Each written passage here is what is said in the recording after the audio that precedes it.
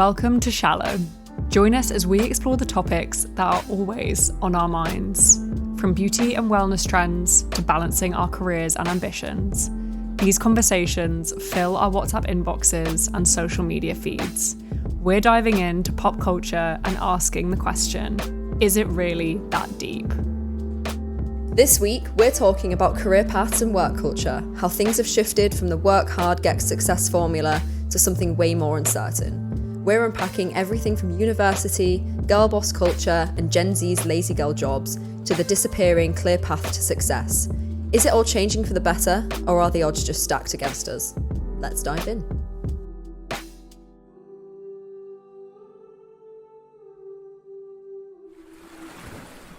So, Phoebe, how have you been in Sydney this week? I am good, I'm actually going to do a little recommendation this week because I've had a pretty chill week, but I've been reading What a Way to Go by Bella Mackie. It's her new book, the kind of follow-up to How to Kill Your Family. That's it. And I don't think I actually finished How to Kill Your Family. I don't know why. I didn't dislike it. I just didn't make it to the end. But I loved this. It was super quick. It's a bit of a whodunit kind of murder mystery vibe.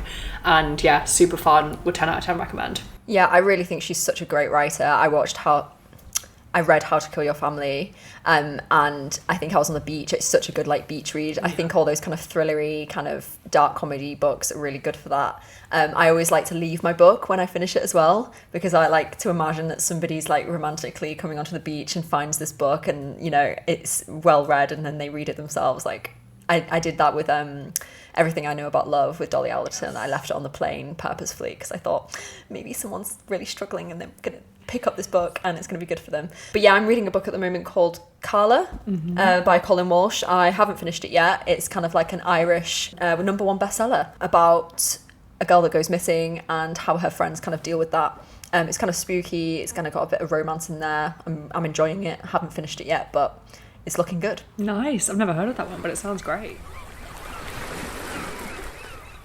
So today we wanted to discuss our kind of approach to career paths and work culture and how it's kind of shifted over the past 10 to 15 years. Seemingly gone are the days when kind of the clear path, maybe being a graduate, landing a good job and buying a house felt like the norm.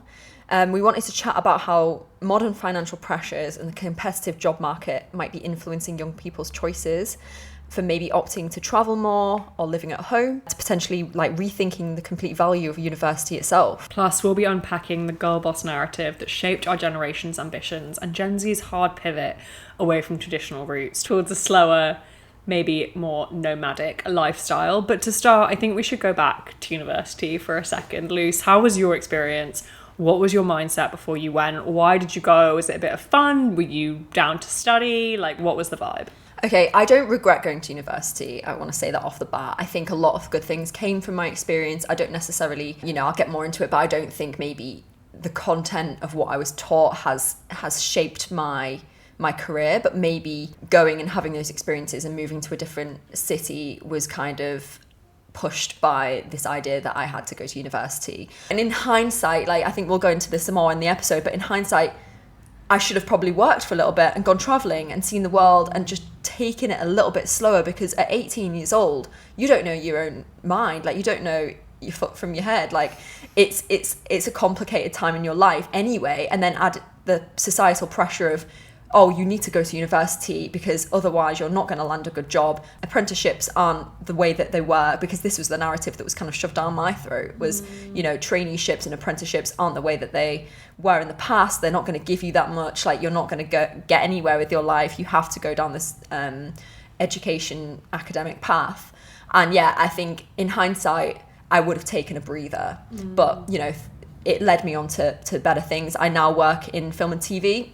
So, it's worked out. Yeah, when people are like, oh, you did film studies and you work in film and TV, I'm like, yes, it wasn't as simple as going to university to do that. It was more of an academic course. It was more written, whereas what I'm doing now is more set design, set decorating. But yeah, I think it's a complicated conversation. What are your kind of thoughts on university? It's so interesting. I think when you talk about how apprenticeships were kind of maybe viewed as less than, I find it really funny because like anyone who did an apprenticeship or like has learned a skill or a craft is like absolutely smashing it and making Money, a lot of money. bank, yeah. So I find that narrative so weird. I think the same thing was kind of told to us, or at least that's kind of how I remember it. I think university was very much heralded as the choice. I think a lot of my friendship group, a lot of my year went on to go to university, and I think I'd be lying if I said I didn't feel maybe the pressure slightly to conform. I think I remember I did my applications, I applied, but it wasn't until results day where I had that same like, I've got a rocket up my arse. I don't want to go and study business and politics. I want to go to London. I want to do something fun that I want to do. That I did the same. I just picked up the phone and I went through clearing, and I ended up on a public relations course of all things. Slight regrets about that. I also, similar to you, kind of wish I had taken a beat and taken a year out, and I do remember my dad actively encouraging me to do that and thinking I knew better. Yeah, and that's the thing, isn't it? Is now you can sit here and be like, okay, butterfly effect. If I hadn't have gone through clearing, if I hadn't have done that public relations course, could I be in Sydney right now with the job I have, you know, with the people around me? And you wouldn't have met maybe the people at university that you did meet. You wouldn't have the same friendship group. So when I say like no regrets, I do mean it in the way of like, I think, you know, everything has a knock-on effect. And of course you can always sit there and think of the what ifs, and if I'd gone traveling, maybe I would be a nomad and have my own van, and like I'd be living life on the road and like earning money in a different way. And you know, that's probably right, but like I wouldn't have the life that I have now in the film industry, which is exciting and it's fun and it's freelance and it comes with its issues. But you know, I think I've always been kind of a go-getter as a person, and I don't know whether necessarily university helped me. And when you went to university, because I've always, the generational belief passed down is like, you go to uni, you get your degree, you get a good job, and hey presto, a pretty solidly middle class lifestyle will be yours. Obviously, what we're seeing now is that does not guarantee you success, and we are up against really tough economic situations as it stands. Not going to go into housing and everything like that yet, but obviously looking forward, if you were to put yourself back in that place now, say 2024, 2025, you're 18 again, would you be going to university? If I had the brain that I have right now, no, I wouldn't be going to university. And I think it's because being in the industry that I am now and loving my job and seeing people around me and the way that I got in as well, because I didn't get in through my degree. They didn't even know I had a degree. They were just going off, you know, whatever work that I'd created in my own time or the people that I'd spoken to. It was kind of, you know, the film industry is a little bit culty in that way. It's like who you know, right? And if you're an outsider getting in, you know, you could have all the qualifications under the sun, but it doesn't necessarily mean you're going to get a job. And yeah, for me personally, I don't think it completely benefited me in my job, but I think maybe it helped me be a tougher person and be more resilient. But I don't think you need to go to university to become a tougher person. I think that also we probably should talk about graduate salaries as well. So like whether it's financially worth your while. Obviously, I'm talking like outside of being a doctor, outside of being a lawyer, the things you absolutely have to go to uni for. But I think you've got some stats around kind of grad salary. Yeah, I mean, the average graduate salary 10 years ago in 2014 was 21,329. And the average grad salary as of last year, which for us now, sitting here now, was 2023, is 25,856. That is a £4,000-ish increase. And I think it would be really interesting to note that in 2014, the inflation rate was 1.4%. And if you look back even a couple of years ago, 2022, for example, is the highest it's ever been for like a good 20 years. And that was at 9%. And as of last year, 7%. So, you know, we are looking at times where there is an astronomical increase in inflation across the board, yet our graduate salaries, when you're supposed to have done, you know, 3 or 4, 5 plus years of uni, you're coming out like, okay, let's go. I've spent 60 plus grand on this course and now I'm ready to work and actually have some money and feel a bit more secure. You're barely scratching the surface. Like I mean, I live in London and there is absolutely no way that I could survive on £25,000 a year with the rent that I have to pay and the food bill that I have to pay and all the other trimmings on top. Definitely. And I think, you know, that's when you get into the whole bank of mum and dad situation, which is, you know, that's the only way a lot of these people are doing it, right? They're either fortunate enough to know someone that gives them a job, or their parents having to supplement their rent or their cost of living, because yeah, you're right, like you can't really breathe on 25 grand in London, especially kind of central London.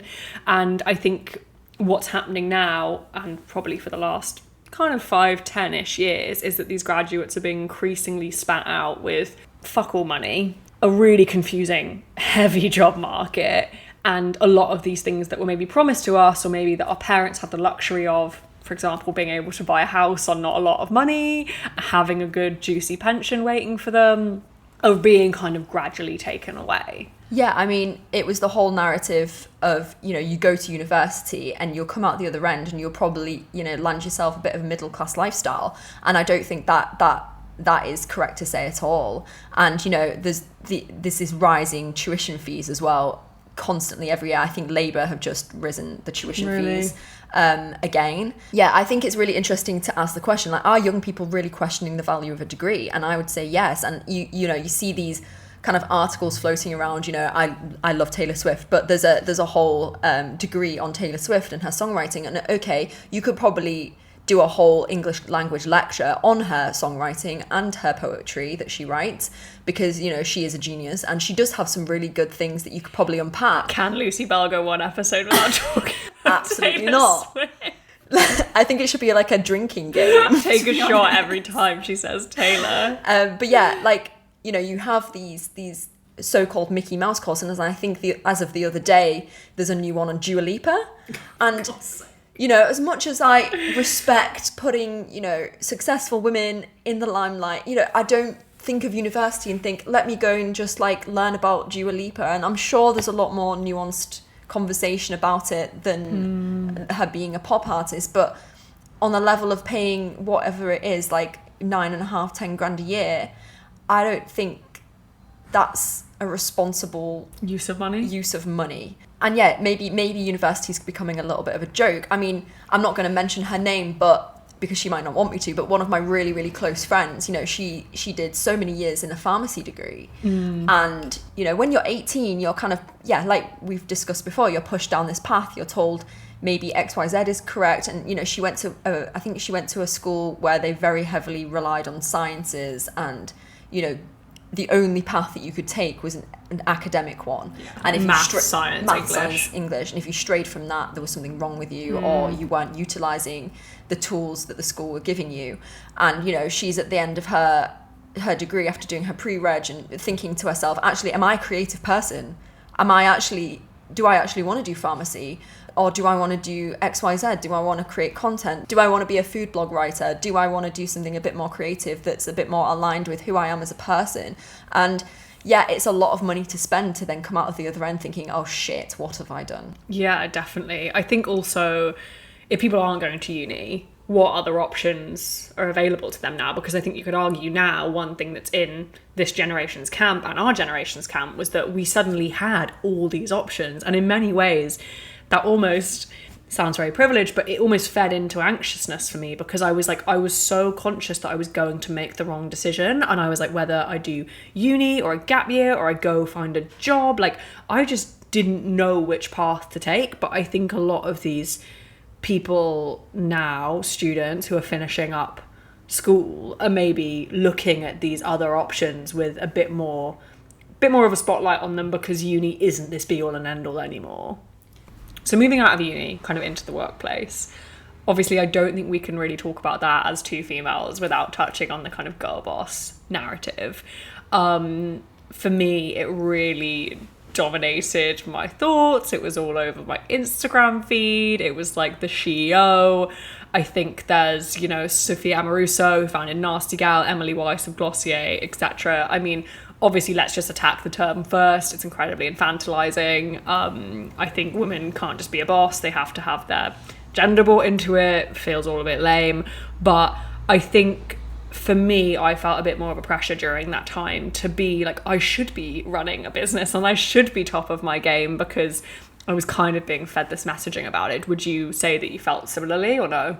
Yeah, and I think it does also feed into the modern day as well. I think we've touched on this in the previous episode, but the kind of influencer culture of like, you know, you're seeing these young women who are maybe owning businesses or starting businesses and, you know, absolutely seeming like they're smashing life, and you're kind of sat there like, oh, am I not a girl boss? Like, how can I be a girl boss? And like, yeah, that could be, to be quite honest with you, that term makes me cringe. And I think if anybody like called me a girl boss, I would be very inclined to want to slap them across the face.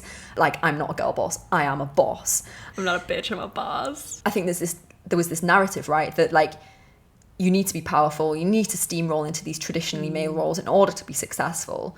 But not everybody needs or wants to be a boss anyway. Yeah. So, you know, in every way of life, it's like, oh yeah, going to Pilates and going to the gym, be a girl, like girl bossing it. It's like, no, you're just going to the gym, you're looking after yourself. Like, you're not a girl boss, you're not a boss, you are the boss of your own life. Okay, if you want to make it and break it down. But yeah, I think it's very necessary for women to be in these roles. I'm not trying to like, no, you know, separate that. I think it can be damaging to young women who maybe aren't made for a CEO grind lifestyle, or like just anyone, not even just women. Like, if you're looking at people who are in a CEO role, like, that is a lot of pressure on that person, and there's a lot of work that goes into that, and I don't think everyone's cut out for it, and that's fine.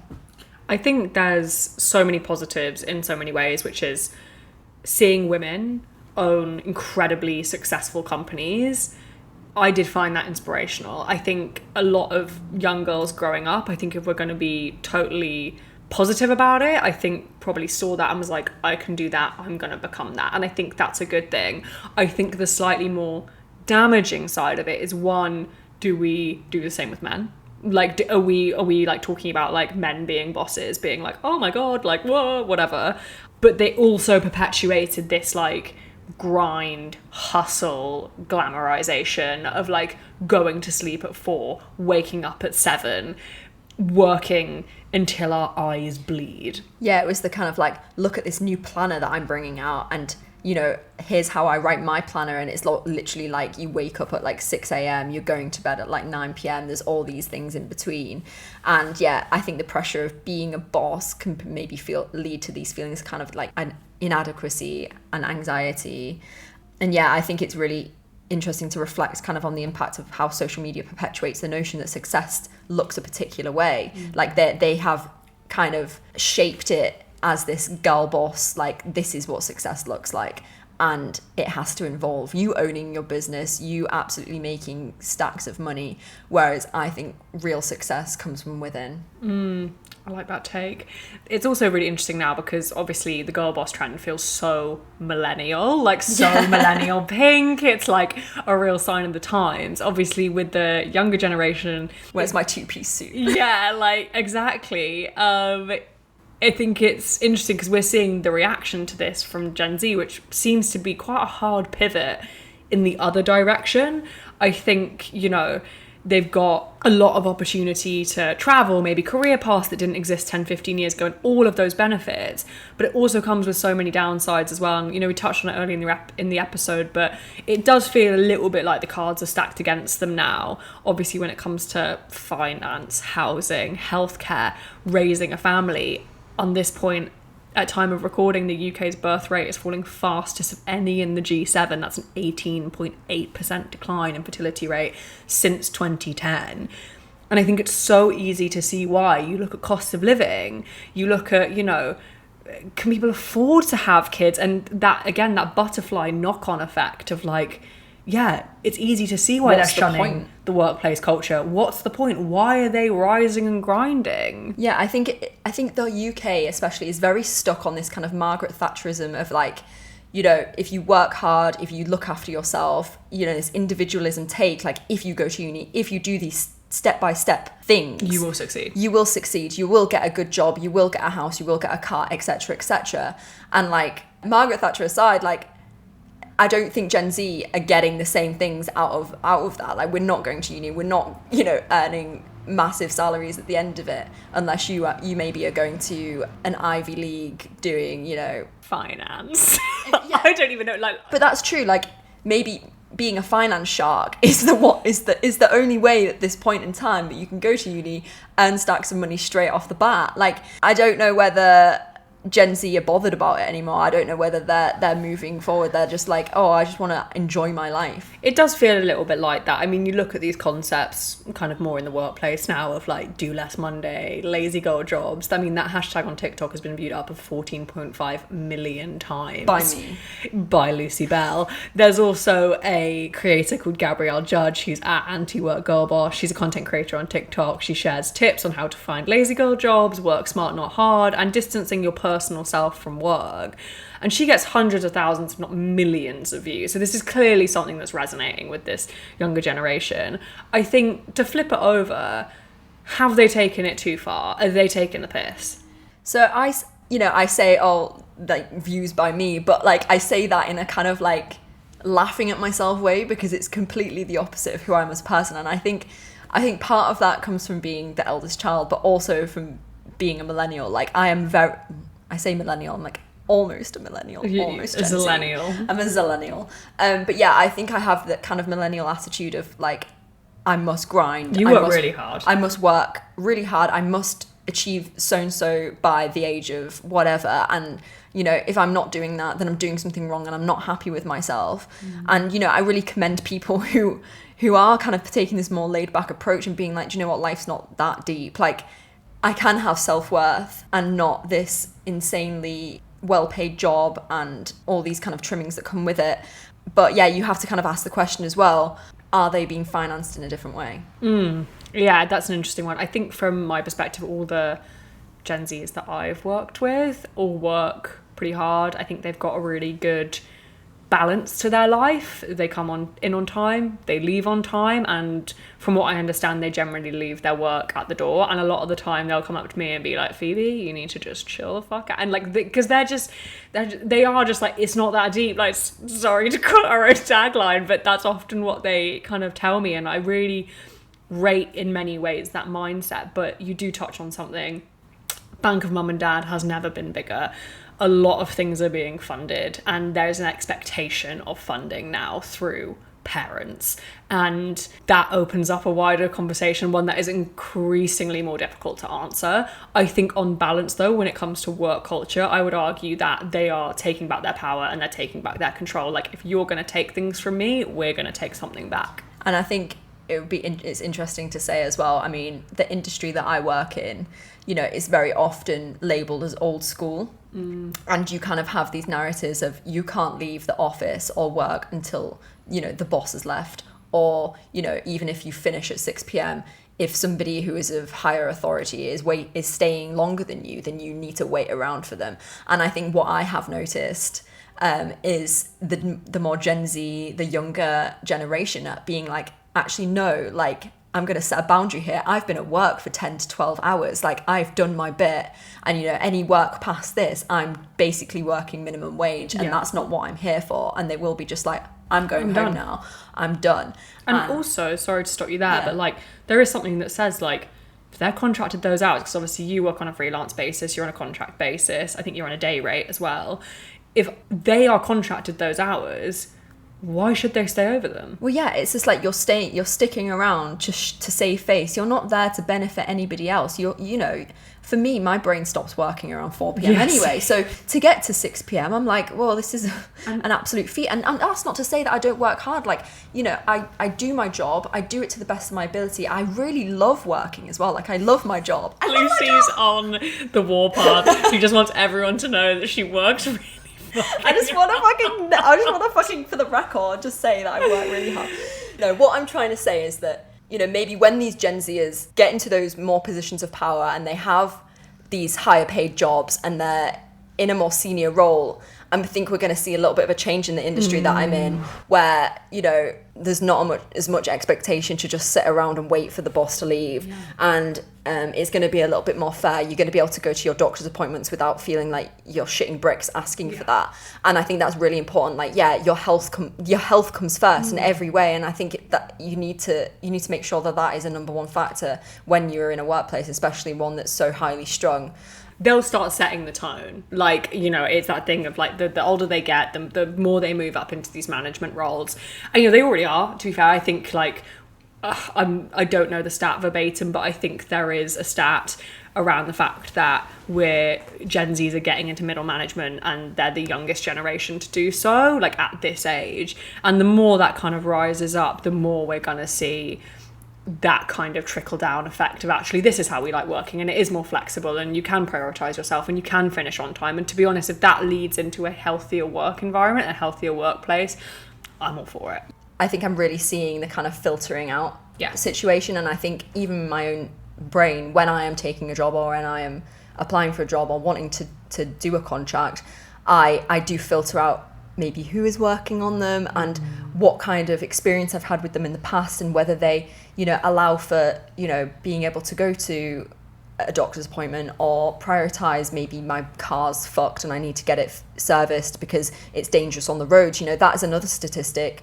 You know, I can't remember it off the top of my head, but there was a massive increase of Gen Zers in the film industry crashing on the road and causing major incidents, and it was off the back of doing like 14-hour days and not saying no. And I think what Gen Z are very good at and are becoming more prevalent with is saying no and setting boundaries. Definitely. Okay, let's wrap it up. So the shallow take is literally no one wants to work anymore. You got to get your ass up and go to work. Get off the beach. Do we think that this is fair and people are just being lazy, or do we think there's actually a little bit more to it after diving in? Yeah, I think it's easy for older generations to be like, yeah, just get up and work and just like grind it out and get a house and do this, when they, you know, they paid pennies for their house, which is now worth like $250,000, $500,000, and it's like, okay, let me just do that real quick. And like, yeah, okay, there is a level of like, how many excuses can you make? You know, the world is your oyster, but that comes with monetary privilege, family privilege.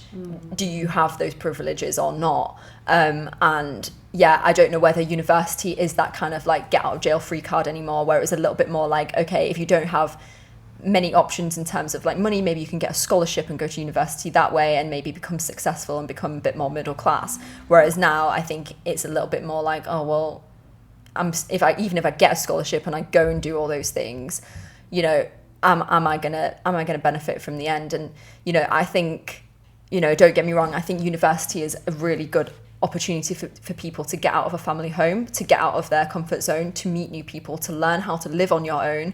And I think, you know, I got some really good a good piece of advice when I was younger, which was choose your city before your university. And I really thank whoever said that to me. I can't remember who it was, but I chose to go to Liverpool, and I absolutely love Liverpool. I think it's like my second home. I really have fond memories of living there, and I met some really amazing friends that I will have for life. And you know, I am grateful for the opportunity that university gave me, and I became a more independent person from doing that.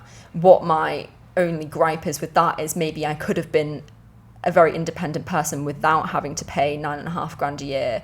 So you're quite happy with your choices in retrospect then? In retrospect, I am, yeah. And you feel like taking your age out of it, just purely societal, purely economical, would you be going back to uni? I don't think I'd be going back to uni, no. Interesting. Yeah, I don't think I would either. I think I would be travelling. I think I would be getting a job on the side to earn a bit of money. And I think I would be hot-footing it out of the UK. My final word on it, I think, would also be, it does feel as though so much success and opportunity hinges on parental support, though. I think whether it's uni fees, living expenses, childcare, whatever that may be, I think it is very easy to be discouraged. I have an awful lot of empathy for people who are coming to the end of their kind of, you know, that 18, that end of sixth form kind of journey now, because it's staring out into a pretty tricky landscape, and I do hope it gets better and improves. But I think I agree with you. I think if I was to plonk myself back, take my, like, you know, wisdom out of it, my current age out of it, just purely the environment we're now in, I don't think I would be. Yeah, and even off the back of COVID as well, you know, people didn't have any face-to-face like lessons, and they're still gunning for their money back, and as they should. And like I think that kind of like less face time and more like online presence has come off the back of COVID. So I think going to university at the moment is even trickier because it's not like when we went, they're not having as much contact time, and then you have to kind of think, well, why am I paying all this money? What am I getting from this? Is it that deep? Are we just whinging? I think it is that deep because I think this generation odds are kind of stacked against them. I think, coming off the back of COVID, I think that really has had a knock-on effect of whether people want to go to university or not. And, the lack of face time and like contact time with lecturers has really decreased and has kind of stayed decreased since COVID. And I think there are different options out there, and maybe people should be looking into them a little bit more. I would agree. I think it is that deep. I think that the economy and societal landscape has changed. I think it is getting increasingly tougher. I think it hinges on financial family help more than it ever has done before. And I think that clear path that we spoke about at the top of the episode, I don't really think it exists anymore. And all of that is feeding into the mindset of like, why should I fucking bother then? I'll go to Australia and have a great time. Exactly. And now it's time for... And what a pile of bollocks! It's the time where we just chat shit about something insignificant that just fucks us off. And Lucy, what are you bringing to the table this week? What am I bringing to the table? Okay. Grunting at the gym. And I'm talking about men grunting at the gym. And it's like bicep curl. Like, what is that? Why are you screaming? And like, I can hear it through my headphones. Okay, I get it. In tennis, you're like, you bat the ball, you might do a little bit of a... It does come out during tennis, doesn't it? Like, but that's part of the game, and it actually helps them do the game better. But in the gym, okay, maybe, it's a really tough weight, but oh my God, it's the loudness of it. It's the absolute like, I'm gonna do this bicep curl. I'm not about that. I don't see women going around like lifting a weight and going, like, no, stop rare. it. Stop Pack it. I do just find it's Distracting. like coupled with also like, I'm not a frequent gym goer, but when I have gone and someone's like slammed the weight on the ground whilst grunting, is that necessary? Yeah, and I'm not just talking about grunting here. It's literally shouting and going, ah! There was like a guy in the gym and he was going, ah, ah, ah, and then like slammed it on the ground. And I'm like, go off, King. What is that? Why are you doing that? What are you doing? Stop it.